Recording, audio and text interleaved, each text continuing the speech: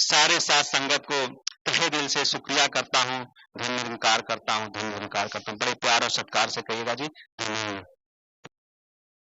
आज प्रयागराज में संगम में स्नान हो रहा है।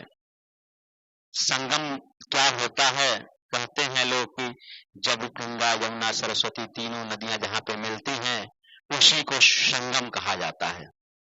लोग घर से निकलते हैं और संगम में स्नान करते हैं, लेकिन असली संगम तो हमारा सत्संग है। जहां पे तीन नदियां मिलती हैं, गंगा यमुना सरस्वती, वो तीन नदियां हमारे तीन कर्म हमारे सदगुरु ने बता दिए।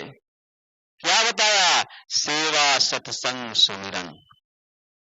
लेकिन क्या हम किसी के घर जाते हैं तो हमें भोजन मिल जाता है, चाय मिल जाता है, पानी मिल जाता है, कहते हैं कि महाराज बड़ी सेवा आपकी हुई, बड़ी कृपा महाराज, बड़ी कृपा, सेवा का आपने मौका दिया। क्या यही सेवा है? ये तो फॉर्मेलिटी है। ये आप किसी संसारी के घर भी जाएंगे तो चीज मिलेगी, लेकिन सेवा का मतलब होता है बहदे वतूल, यानी उसी का हो जाना। उसी का हो जाना का मतलब इस निरंकार का हो जाना, इस सदगुरु का हो जाना। क्योंकि सदगुरु और निरंकार में कोई भेद नहीं होता। निरंकार जो होता है बेनाम होता है, सदगुरु शरीर रूप में नाम होता है। तो जितने लोग दिखाई दे रहे सदगुरु स्वरूप हैं और इसी के अंदर निरंकार बैठा हुआ है।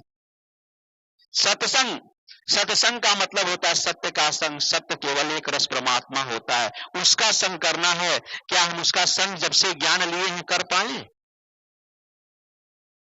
कहते हैं कि हमें बहुत दुख है महात्मा जी, बहुत परेशानी है, क्या करें? अरे इसका संग करके देखो, दुख नहीं सुख ही सुख बरसेगा। आप इतिहास को उठा के देख लीजिए, इतिहास से सीखने की जरूरत है। इस सुख को गौतम बुद्ध ने छोड़ दिया था, उसके बाद महात्मा बन गए। राजा के लड़के थे, क्षत्रिय राजकुमार थे। मीराबाई ने छोड़ दिया था। लोग कहते हैं कि हम असली सत्संगी हैं, हम निरंकार को जानते हैं, मानते हैं, इसको पहचान भी कर ली है, देखे हैं और मेरे अंग संग रहता है। लेकिन फिर भी कहा जाता है कि राणा ने विष दिया मानो अमृत पिया। क्या वह विष हमें दिया जाए तो हम पी पाएंगे? नहीं पी पाएंगे, वो तो जहर है, वो तो हमें मार देगा।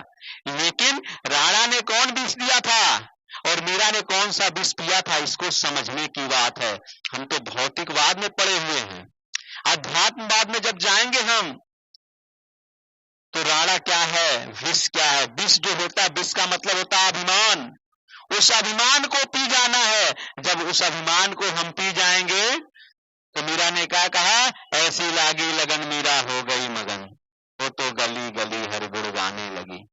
बैठी संतों के संग मीरा कृष्ण कृष्ण गाने लगी। तो जब हम अभिमान को पी जाएंगे और जब संतों के संग बैठेंगे तो इस निरंकार की ही चित्त साया में बैठेंगे, इसी का यशोगान करेंगे। लेकिन हम घर पे भी बैठते हैं, इसका यशोगान नहीं करते हैं, क्योंकि कहा गया है little knowledge is dangerous knowledge. जो अल्प ज्ञान होता है वो बहुत खतरनाक ज्ञान होता है।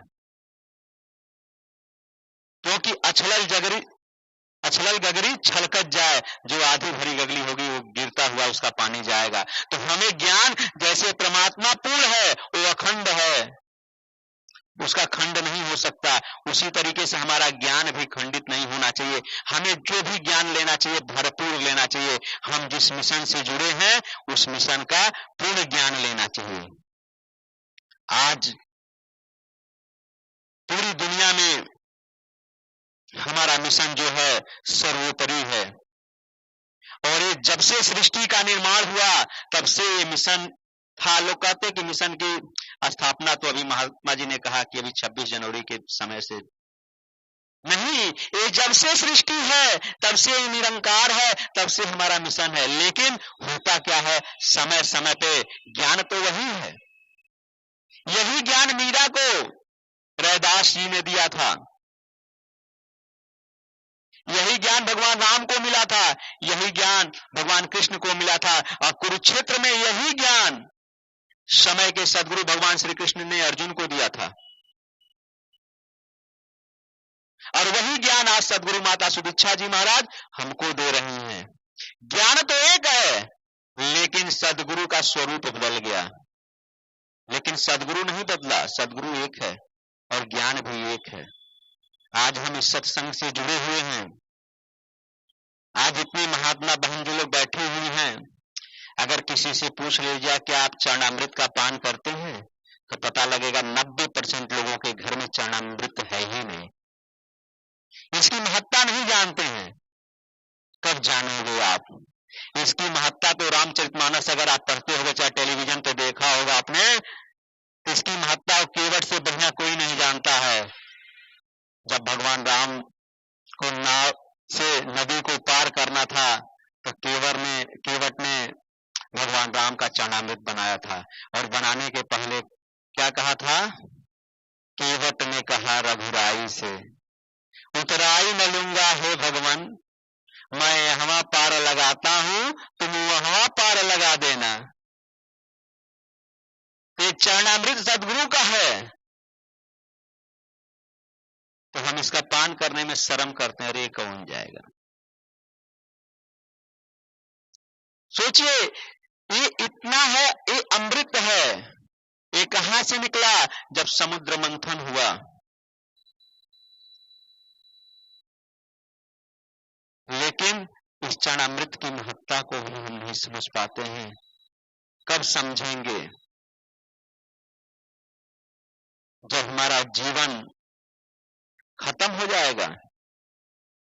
अभी एक बहन जी ने कहा कि मेरे महात्मा को भी इस मिशन से जोड़ दें, तो हमें इस्लाम की वो बातें याद आती हैं, जब समय के सदगुरु मोहम्मद साहब काबा में कंबल ओढ़ के सो गए।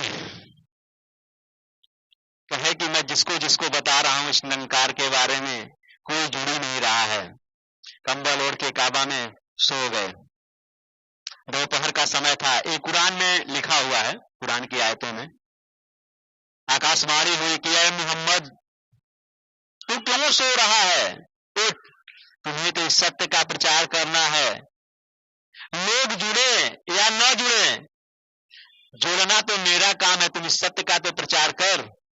मोहम्मद साहब की आंखें खुल गई, कंबल फेंक दिया और इस सत्य के प्रचार में निकल गए।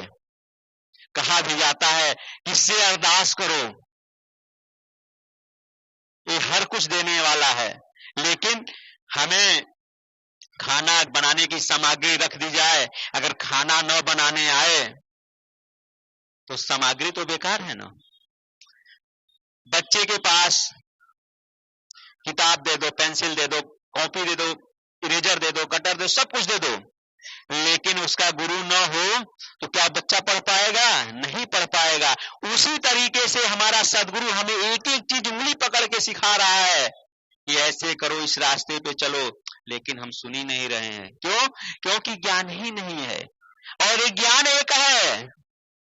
अभी चरणामृत बन रहा था तो बहन जी ने कहा कि महात्मा आए थे तो ये बात बोले, हम कुछ और बोल रहे हैं। अरे महात्मा की बख्श लीजिएगा, ये ज्ञान कोई भी महात्मा हो, सदगुरु ने हमको सबको एक दिया है।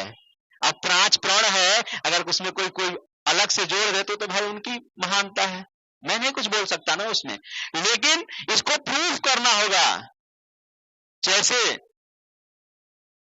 आप देखे होंगे 2 + 2 = 4 होता है, 2 और 2 को जोड़ेंगे तो 4 ही होगा, ना 3 होगा, ना 5 होगा।